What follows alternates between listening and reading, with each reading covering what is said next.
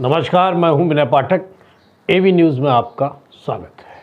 आइए देखते हैं राजनीति, अपराध तथा समाज क्षेत्र की कुछ खास खबरें।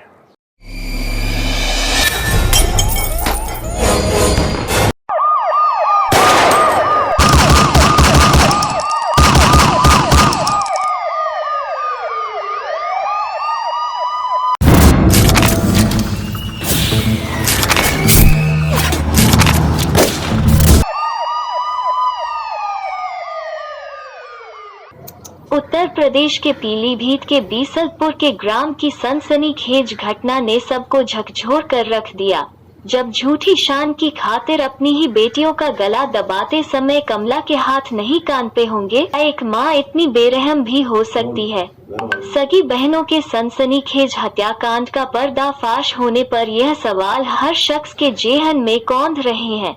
हैरानी की बात तो यह है कि बेटियों के खून से हाथ रंगने का कमला को तनिक भी अफसोस नहीं है। बीसलपुर कोतवाली क्षेत्र के गांव कासिमपुर स्थित सोनी ब्रिकफील्ड ईंट भट्ठे पर कमला अपने परिवार के साथ मजदूरी करती है। कमला के परिवार में 2 पुत्र राम प्रताप एवं विजय तथा 2 जवान बेटियां पूजा और अंशिका थी।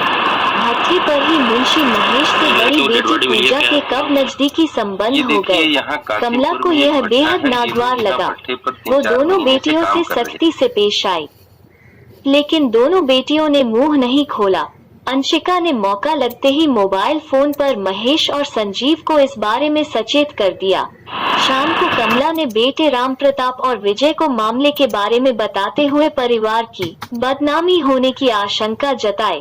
कमला ने पहले पूजा को पीटते हुए नीचे गिरा दिया, फिर पूजा के सीने पर बैठकर उसके प्रेमी का नाम पूछने लगी, लेकिन पूजा ने फिर भी नाम नहीं बताया।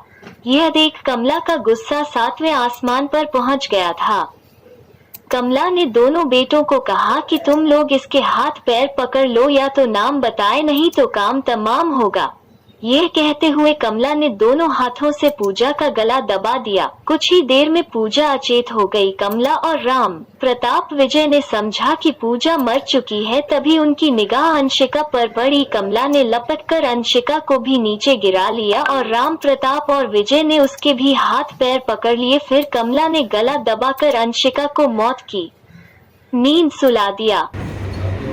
ये घटनाक्रम इस प्रकार है कि ये 22 तारीख को बड़ी वाली बच्ची को फ़ोन से बात करते हुए परिवार देख लेता है।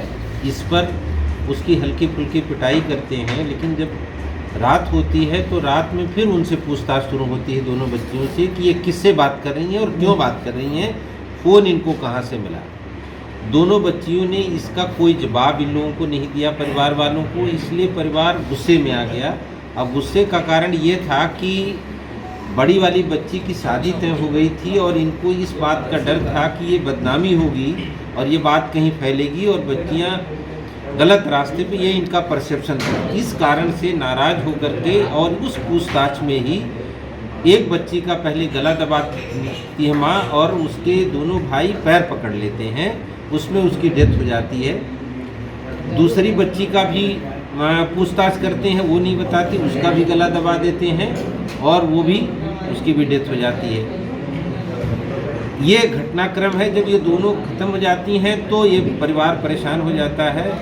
फिर उसमें से एक की बॉडी को ले जा कर के ये पेड़ पर टांगाते हैं जो थोड़ी दूर पे, और उसमें टांगने में भूमिका दोनों भाई और एक उसका बहनोई वहाँ रहता है उसकी है। इन लोगों ने वहाँ टांग दिया। फिर इन लोगों ने बताया नहीं किसी को कि ऐसी ऐसी घटना हो गई है। जिनके माध्यम से ये भट्ठे पे काम कर रहे थे उसको फ़ोन जाता है। वो जब आता है तो उसने ये देखा कि ये घटना हो गई है, तो उसने ये घटना सीधे भट्ठा मालिक को बता देता है। भट्ठा मालिक इसमें कुछ नहीं करता है, वो कहता है कि तुम लोग अपने स्तर से इसे देखो। फिर दोबारा भट्ठे मालिक को लोग फ़ोन करते हैं और ये बताता है कि भाई ये लोग बॉडी को इधर उधर गायब करना चाहते हैं और कह रहे हैं कि हम इसे गायब कर देंगे। इस पर भट्ठा मालिक कहता है कि भाई तुम लोग जो करना है करो, मैं कोई गाड़ी इसमें नहीं दूंगा। और वो भी कहता है कि हाँ जो करना हो जल्दी से कर लो। तो ये घटनाक्रम पूरा था। जबकि वो रात में ही भट्ठा मालिक को सूचना थी, सूचना पुलिस को देते तो हम लोग जल्दी से दूसरी बॉडी भी रिकवर कर लेते। वहीं अब राजनीतिक रोटियां सेंकने वाले नेताओं के मुंह पर ताला लग गया है। गौरतलब हो, इस घटना के बाद सगी बहनों की हत्या के बाद समाजवादी पार्टी के नेताओं ने घटना को राजनीतिक तूल देने का भरपूर प्रयास किया, लेकिन पुलिस ने इनका प्रयास असफल कर हत्यारों को जेल भेजकर घटना शीशे की तरह साफ कर दी। तो हम लोग ये जानना चाह रहे हैं कि पूरा वाकया आपसे जानना चाहते हैं, क्या है आप बताइए। बताओ। वाकया जो है जी, मेरी दोनों बहनें माँ से गई हैं। आपकी दोनों बहनें थी? हाँ, सगी बहन थी। सगी बहनें। हाँ, आपका दोनों क्या का नाम मर्डर है? हुआ है। आपका नाम क्या है? राम प्रताप शर्मा। राम प्रताप शर्मा। तो अच्छा, उनका कत्ल हुआ है, उनका मर्डर हुआ है। तो उनकी FIR अभी तक नहीं लिखी? नहीं लिखी गई और ना अभी तक मुलजिम को पकड़े गए। जब तक मैं लाश दफनाऊंगा नहीं, जब तक वो मुलजिम पकड़े नहीं जाएंगे। आपकी डिमांड ये है कि आपका कत्ल का मुकदमा लिखा जाए और फिर जो है मुलजिमों को गिरफ्तार किया जाए, सजा दिलवाई जाए। बेटियों के साथ इस तरह की तमाम सारी घटनाएं होती चली आ रही हैं।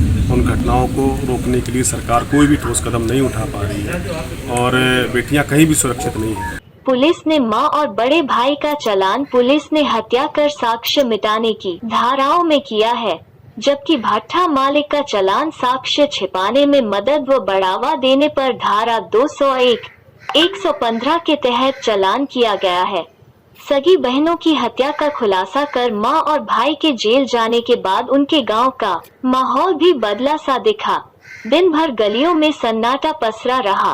गांव के मुख्य रास्ते पर पुलिस की तैनाती रही।